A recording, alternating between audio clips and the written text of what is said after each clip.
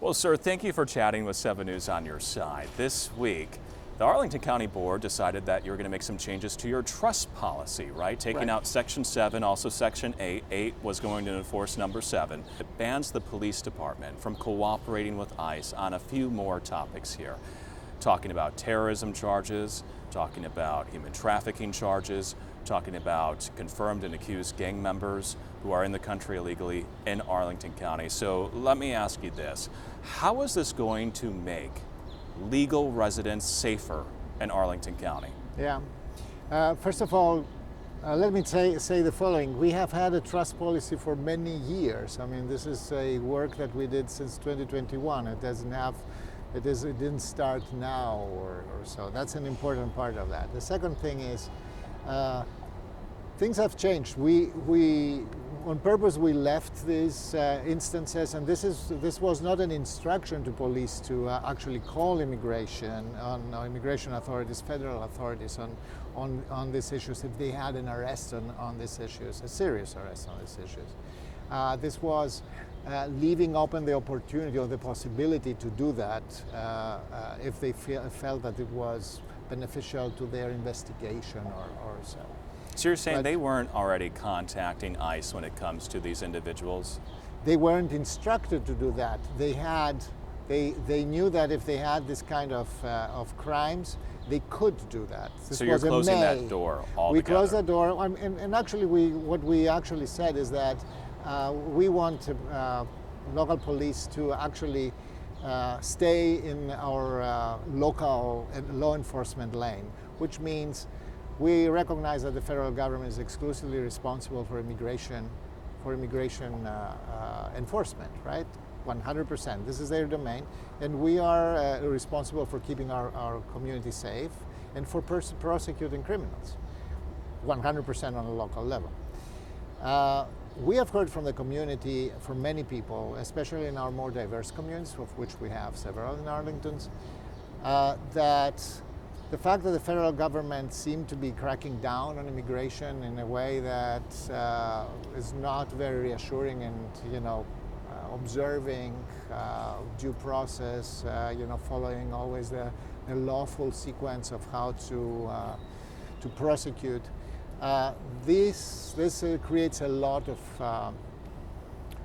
uncertainty, leaves a lot of uncertainty, and makes people feeling very, they are very reluctant to connect and contact with our own law enforcement here. We had situations that range from not wanting to call 911. Even if somebody was, seriously injured, etc., we had very serious reasons to believe that this person needed hospital attention, etc. People are very afraid to do that. They're very afraid to talk about crime. Think about, women who don't want to come forward and denounce criminal behavior, etc. Until now, we had a good base of trust. Our policing is based on community policing. We don't have the means to do that in any other way. And by the way, also policy-wise, we established that trust is, our main currency in prosecuting crime. So basically what you're saying is that immigrant communities, including illegal immigrants living in Arlington County, they're reluctant to call 911 right now. It's basically what you're saying? Yes, also to connect with our local law enforcement, not only 911. I mean, we have... Well, I want to get back to this topic in just a second, but I want to go back to my first question. I'll ask it in a different way. Does this new policy change make legal residents of Arlington County safer? Yes or no? Make all residents of Arlington County safer. How? Because it allows our police to do their job, and not only that, it allows that the existing connections of trust that we have worked over decades to build, they are restored. So people are not worried about immigration, which is irrelevant. If we are prosecuting a crime, immigration is irrelevant. But if you have confirmed gang members in Arlington County, if you have terrorists, if you have human traffickers, we will arrest them. But you don't want to hand them over to ICE? No. This is not the. Our job is to arrest them, to prosecute them, and to bring them before a court of justice. The moment that they are arrested, by the way, the moment that they're fingerprinted, right? They are in the federal system. The fingerprints go to FBI, ICE, any federal agency has access to that without any problem. We comply with federal law, we comply with state law. There is an additional wrinkle to that, which is an important one. And I'm telling you that because I've focused a lot on issues of victims of human trafficking. I care a lot about that. People want to see them arrested and prosecuted here. They don't want to see them picked up and sent somewhere else, away from this community, and never see justice. There is a value to see justice being served. What we see in some other jurisdictions, sorry to interrupt, but we see in some jurisdictions, to the point that you're bringing up here, how you said residents want to see people prosecuted for the crimes they commit. And other jurisdictions, Fairfax County is one of them, there's a Commonwealth's attorney that drops charges on people because they're in the U.S. illegally. I've reported on a number of those cases. Well, if Arlington County had a prosecutor like that, they're not getting justice, these victims. I'm not going to go into hypotheticals. We have a prosecutor. We vote on our prosecutors. We elect our prosecutors here. They are part of our system, our constitutional system of how do we impart justice and how we deal with criminal justice. We have a jail here. We have courts here. Due process is everything that this country is built upon. And the number one stakeholder here are the victims of criminal activity. For me, it's very clear, if you do the crime, you are going to do the time. But we will figure out whether you are guilty or innocent through the process of our criminal justice system. We really believe in that. And this is why we have rules. One of the big rules say that we are in the lane of local law enforcement. We try to keep our community as safe as possible. Arlington is, for a reason, one of the safest places in the United States. I want to get your reaction to what ICE is saying to the new policy change. They told me this week that this is going to make Arlington County, ICE says, this is going to make Arlington County a magnet for terrorists, gang members, and human traffickers. You're wrong with that. If that happens, if it happens, are you going to reverse this policy? No, we are going to prosecute them, arrest them, and put them before a court. And if ICE is so interested in them, they will know that, because the moment that they were arrested and fingerprinted, the federal authorities will know about them. Federal law is not excluded here. We comply with federal law. The only difference is that we have to focus our resources in the work of our officers in our lane of local enforcement. This is our constitutional duty. We owe to this community to have a safe community and to prosecute criminals. Well, now that and we do that very well, by the way. And the federal government right now begins to have the idea that it can kind of deputize local jurisdictions to do their job. Arlington taxpayers pay for Arlington police. We actually struggle to make, with budgets right now, it's really difficult for us to master all the resources that are needed. And we cannot do other people's job in addition. And by the way, we have a very clear, what happens on the street has to be addressed on the street. The federal government, every time an administration changes, their priorities change, their intensities change, their policies change. We cannot follow that anymore. So I haven't heard ICE care about our expecting APD to do their job for them. I think what they would like is that APD pick up the phone and call ICE saying, hey, we've arrested someone who's a confirmed gang member in Arlington County. They don't need to do that. They're accused of, but you're saying no, the police cannot now call ICE for those situations. Is that right? Yeah, the policy says that we are not going to proactively call them, but that doesn't mean that they are not going to know that. They don't need us to know that. They will get, the moment that somebody is fingerprinted, these fingerprints are in the federal crime database. It is very easy for federal authorities to figure out who is in our custody. Well, I think we can talk about that more, but I want to get to this next question, I mean, what is... I'm trying to convey here is that federal law applies. Nobody is excluding. We are not excluding ourselves. The federal government has gone forward with a treatment of arrests and yeah, but right now we're talking about enforcement. terrorists, human traffickers. We're talking about confirmed gang members. Remember that in That's what this we're talking country, about still right who is because your trust policy. who is arrested is innocent and proved guilty. We want to have the process of processing of due process to make sure that who we arrest is actually a gang member, is actually a human trafficker, etc. If she or he is, will go to jail here. And if the federal authorities think that they have they need to deal differently with this person, if this person, for example, is in violation of immigration laws, this is their jurisdiction, and they can come and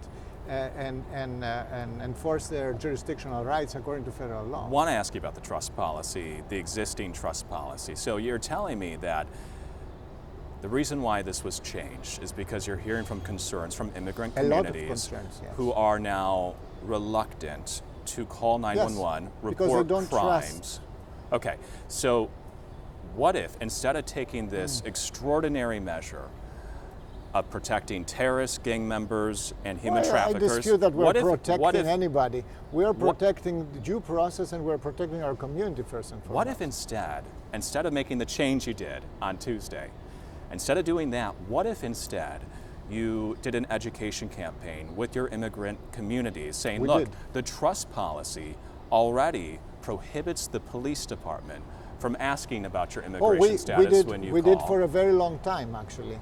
And unfortunately... And I just want to be clear that your trust policy already prohibited your police departments from asking immigrant status of anyone who called in. Correct. And even if they had that information, they were banned from giving it to ICE. Correct. So why not go full board on an education campaign? Well, for two reasons. Wouldn't that be more successful? First of all, we went full board on an education campaign. We have a detail that is a public engagement detail. They have been out everywhere. I've seen them myself working with immigrants, and they have been with our immigrant communities. That has nothing to do with the legal or not legal status of immigrants. It has to do with all immigrants.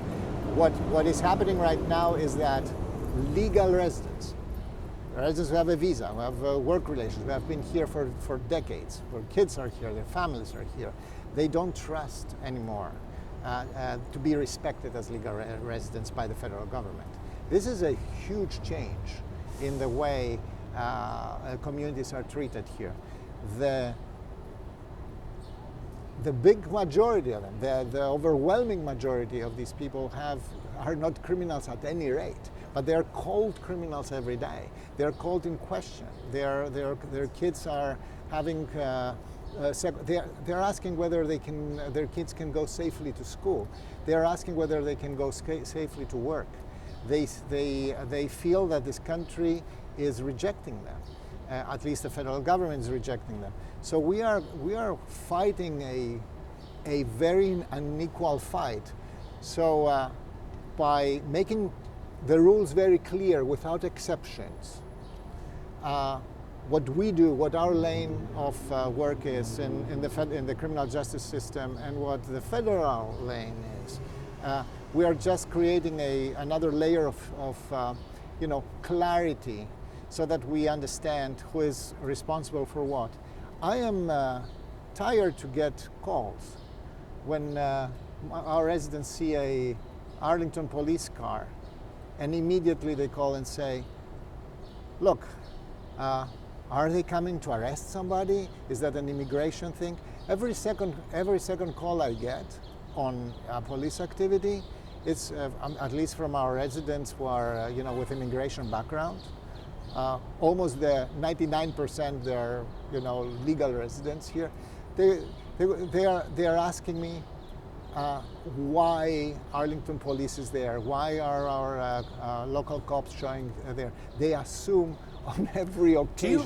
Can I ask you, do you have data that supports that illegal immigrants in Arlington County are now more reluctant to call 911 and report crimes? Do you have data to support that? We have testimonies and we have a lot of public input on this. But not data from No, dispatch or police? Well, it's very difficult. How do you, if they are reluctant to call dispatch, how do you want to measure So that? how many people have weighed in, would you say? I mean, I can tell you that in my case, in calls or in community engagements that I have, probably 2/3, I mean, easily 2/3 are concerned that. Are we talking hundreds, thousands, tens? Well, local elected officials. People? Local elected officials. I mean, in my case, definitely several dozens. It could be hundreds. Okay. But So you're making this massive policy change but based there on is- dozens. Oh no, more than dozens. I mean, literally more than dozens. But this is only me. We hear it from others in the community as well. This is not only me in this community.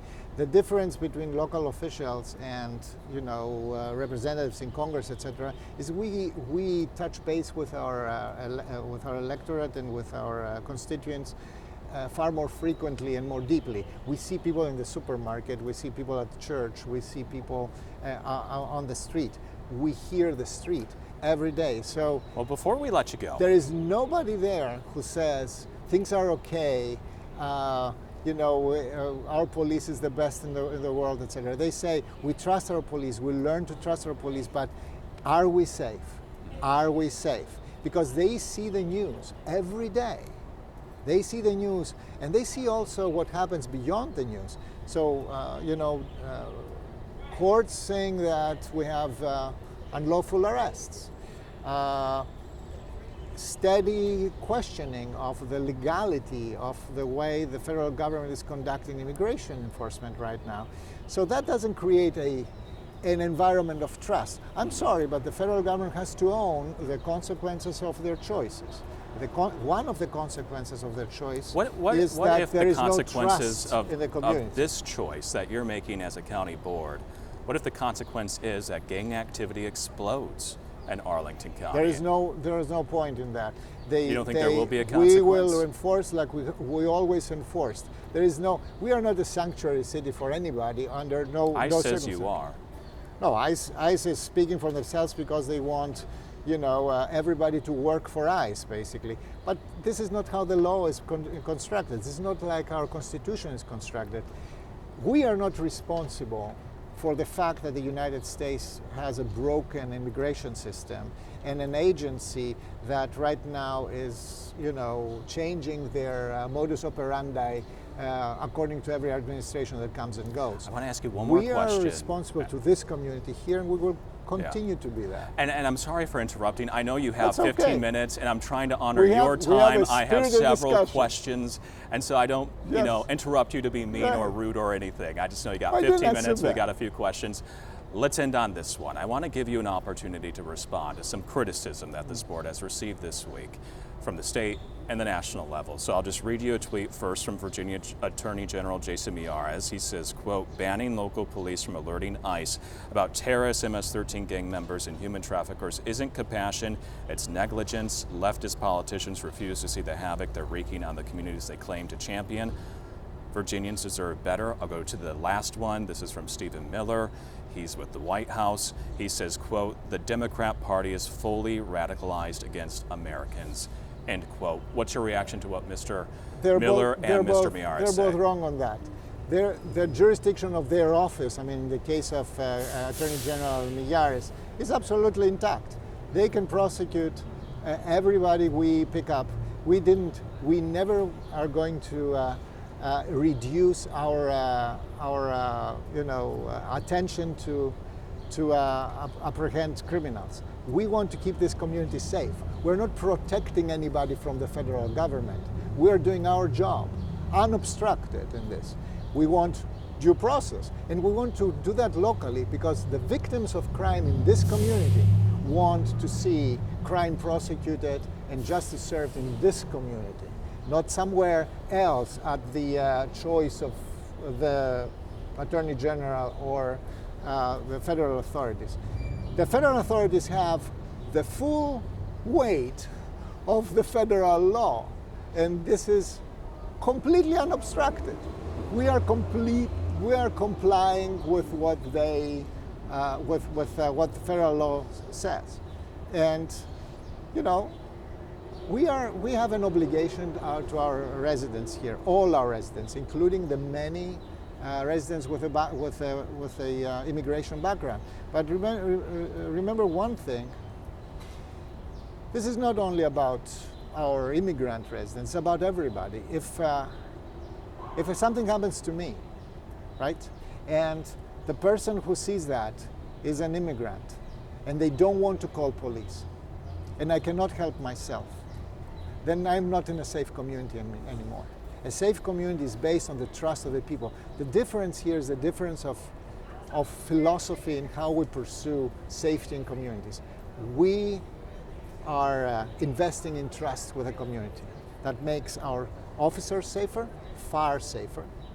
It makes law enforcement and pursuit of criminals way more reliable, just, and effective. And the federal government right now thinks that strong prosecution, like cracking down, instilling fear, persecuting, catching criminals with rigorous or very partially violent methods is the right way to go. We disagree on that. However, this is a healthy disagreement. We can have that. We are here in a very safe community. We have an experience in that. Our residents want to be in a safe community, and we want to be accountable to our residents. They also pay for the cost of this. The federal government has a different approach to that. They are backed by federal law. They're backed by the description of their constitutional reach. They can do that. This is why we have elections. If we didn't like that, we will vote for something else. But here, we want to keep the lanes clear and distinct. Well, sir, thank you for your time. Is there anything else you wanted to talk about as it relates to this topic before we let you go? Who does a crime will pay the consequences and will do the time, and preferably here and with due process. All right. That's what I want to say here. The federal government has their own lane, their own set of legal responsibilities. This is for them to do, and I hope that they obey by the constitutional frame of due process as well for anybody, and that they also respect and honor the decision of courts, which is part of our common American experience extended to everybody who is in this country right now. Well, thanks again for your time. Thank you.